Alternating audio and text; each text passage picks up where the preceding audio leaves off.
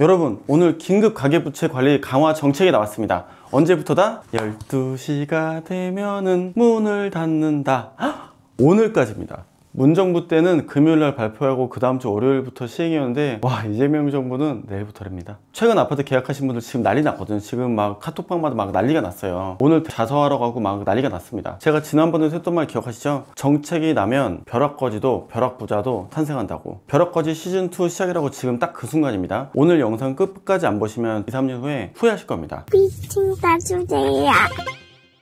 안녕하세요, 황금우추 남색스입니다. 제가 이번 정부는 금융, 대출 이걸로 규제할 거라고 여러 번 말씀드렸죠. 매수문이 닫히고 있으니까 빨리빨리 사시라고 말씀드렸는데, 와, 진짜 사실과 다릅니다. 보도문 딱 나오더니 그 다음날 바로 나오는 거 보셨죠? 너무 빠릅니다, 진짜. 그리고 바로 오늘부터 이번 규제 발표를 다들 갑로늘박이 많이 있으신데요, 저희가 지금 그럴 때가 아니에요. 아직도 모르세요? 대한민국의 살아남는 방법은 비판할 시간과 고민할 시간이 아니라 그래서 뭐 해야 된다, 바로 빠른 대응만이 답이라는 겁니다. 우선 규제 나온 것 한번 빠르게 보겠습니다. 1번, 수도권 규제지역 내에 2주택자 이상 보유자 또는 1주택자가 처분하지 않고 주택 구입 대출 금지. 두 채 사지 말라는 거예요. 이제 두 채 사는 시즌 끝났습니다. 두 번째, 수도권 규제지역 내에 생활안정자금 대출은 최대 1억 한도 내로 제한. 이게 뭔 말이냐면 전세 퇴거자금 대출을 옛날에 비해서 잘 안 해주겠다는 거예요. 다시 말하면 전세 퇴거할 때 너 돈으로 넣어, 이런 뜻입니다. 즉 퇴거자금 대출로 무언가 해보려고 했던 그런 상황들을 안 만들어준다는 거죠. 그리고 세 번째, 규제지역 내에 두 채 이상 보유 차주는 아예 생활안정자금 대출 안 돼. 가장 중요한 네 번째, 수도권 주담대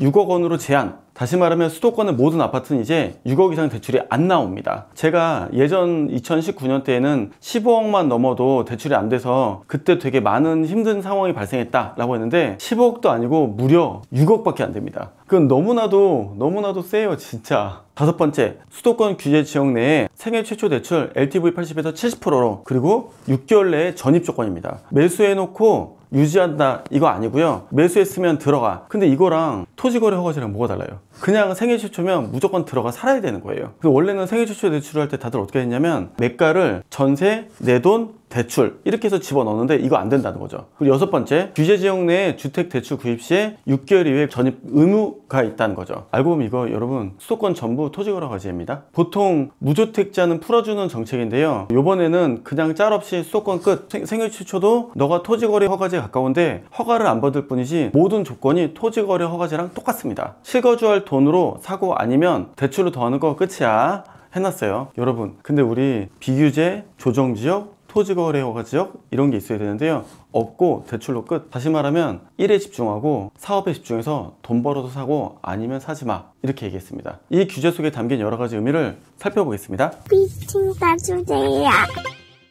그런데 여러분, 여기에는 굉장히 중요한 의미가 있어요. 윤석열 정부도 쉽진 않습니다 얘기했는데, 이번 정부는 굉장히 빡빡한 데다가 심지어 머리도 잘 쓰고요. 여러분, 중요한 겁니다. 이번 정부는 민주당이 아닙니다. 그렇기 때문에 대출 한도를 6억으로 적는 거 보고 제가 너무 깜짝 놀랐는데, 예를 들어 이런 겁니다. 주담대 1억 원을 30년 만기로 빌리면 월 원리금 상환액이 4, 50만 원 전에서 왔다 갔다 해요. 근데 같은 조건으로 6억 원을 빌리면 월 200만 원 전후로 갚아야 됩니다. 현재 4% 금리 이 정도 보면 되는데요, 실제는 주담대는 3%니까 200만 원 이하의 금액이거든요. 결국 우리 가게의 평균적인 소득 수준을 감안해서 대출 부담 때문에 정상적인 경제활동을 하지 못하는 구조를 막겠다는 거죠. 왜냐면은 집값은 오르지만 실제로는 그 대출 금액으로 다 나가면 생활 수준은 퍽퍽해지잖아요. 됐고, 차라리 금액 이하의 돈으로만 빌리거나 아니면은 하지 말거나. 그래서 이자율에 맞게 수도권의 평균 소득 금액 대비 이자 지출 금액도 정해놓겠다는 겁니다. 그 얘기는 경기가 돌아가게 만들겠다는 의지입니다. 다시 말하면 사람들이 아파트 이자 내느라고 자기를 퍽퍽하게 사는 걸 참는데, 참지 말고 대출을 많이 하지 말고 그 이상 대출은 돈 없으면 하지 말고 그냥 그 돈으로 소비를 해라 라는 뜻입니다. 엄청난 정부의 생각이 있는지 아시겠습니까? 이번에 경기 부양될 거라니까요. 경제 성장률이 증가할 거라니까요. 이렇게 되면 결국은 서민 실수요들이 이자를 더 내는 돈으로 소비를 하면서 경제 성장률이 증가할 가능성이 매우 높은 구조를, 아파트를 차단으로써 실제로는 경제 성장률을 높이는 구조를 만들어내는 겁니다. 이제 이 대출 규제가 수도권 주택시장에 어떤 영향을 미칠까요? 생애 최초 구입자가 LTV 80%에서 70% 줄었죠. 전입도 6개월 안에 해야 됩니다. 전입도 무조건 해야 되고요. 그러면 주택담보대출 한도가 6억으로 묶였습니다. 그러면 제가 늘 얘기하는 6억에서 10억대 안에 물건들이 급격하게 몰리게 될 가능성이 높고, 다시 말하면 상위 금액이 다 올라갔죠. 10억에서 10억 이상짜리가 지금 한 단계씩 다 올라갔습니다. 5억씩. 이 나머지 단계들이 앞으로 다음 단계로 올라가라는 하나의 그런 시그널입니다. 그리고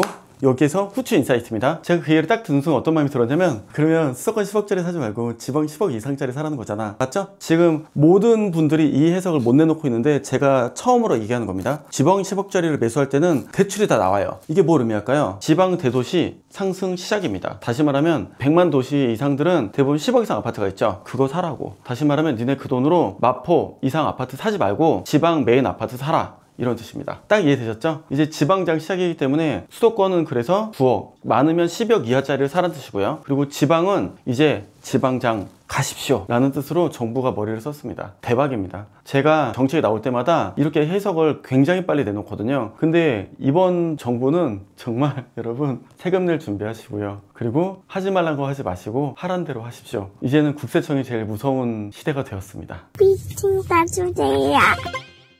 자, 그렇다면 10억 넘는 고가 아파트 시장은 어떻게 될까요? 이제 정말 현금 부자가 아니면 꿈꾸기 힘들어졌습니다. 다시 말하면 국세청의 사업소득을 실제로 입증할 수 있고 그것으로 실제 살 수 있는 그런 사람들만 살 수 있는 장으로 완전하게 탈바꿈했습니다. 그게 2019년에 발생을 했고요. 그때부터 19년, 20년, 21년에 매우 거래 없이 따박따박 이렇게 강남이 오르기 시작을 했습니다. 이런 부자의 물건들이 가격이 오르잖아요. 양극화가 심해집니다. 이미 문재인 정부 때 경험한 현상이죠. 큰돈 있는 사람들은 건물 시장으로 가게 됩니다. 그래서 2019년부터 건물 시장이 스타트했죠. 똑같은 상황인데 6억이래요. 그러면 이제 건물이 수익률이 좋아지는 구간이 되는, 금리가 더 내려가는 구간대에는 정말 싼 것들도 굉장히 빠른 속도로 오를 가능성이 높은 구간으로 건물 시장에 진입할 예정이 예측되고 있습니다. 제가 이전에 말씀드렸던 은근한 벼락거지 시즌2가 시작하는 거죠. 이 규제 자체로 첫 번째, 실은 주식시장이 움직입니다. 두 번째로는 건물 시장이 움직이는 순서가 될 겁니다. 이번 규제로 갭투자 시장도 큰 타격을 받을 겁니다. 소유권 이전 전에 전세대출의 전면 금지, 전세대출 보증 비율도 90에서 80%로 축소가 되기 때문인데요. 이렇게 되면 전세를 대출로 들어가시려고 하시는 분들이 에코티가 더 많아야 되고요. 도로 반전세 혹은 월세 시장이 시작되는 중요한 기폭제가 될 수 있습니다. 예를 들어 옛날에는 20%로 전세금 대출을 나머지 80% 받을 수 있었는데 이제는 30%를 내야 70% 대출을 받을 수 있을 수 있다는 거죠. 반면 수도권이 막혔죠. 지방시장에 대해는 한마디도 없습니다. 특히 지방은 6억 이하의 신축 아파트 쪽으로 규제가 완화되어 있기 때문에 지방의 메인 1급지 아파트들, 2급지 아파트들이 완전하게 매수 타이밍이 되었습니다. 제가 사실은 최근 수업 때 저희 수강생들한테도 말씀드렸어요. 매수하실 분들은 8억 이하로 사실 때 매도하기 편할 거고 수도권은 5억대 물건들이 더욱 안전할 거라고 얘기를 했고, 반대로 수도권 6억 이상 대출 제한이 지방의 10억 이상의 주택 구매를 더 활성화시킬 수 있다는 거죠. 이거는 지방 주택 시장을 활성화시키려는 정부의 굉장한 의도입니다. 이게 황금우추 부동산 채널을 구독하시는 이유죠. 잘 부탁드립니다. 근데 여기서 또 생각해 보아야 될 게 한국은행이 7월달에 금리 인하 한 번 더 할 예정인데 이미 선제적 조치로 6월달에 이게 나오는 거죠. 다시 말하면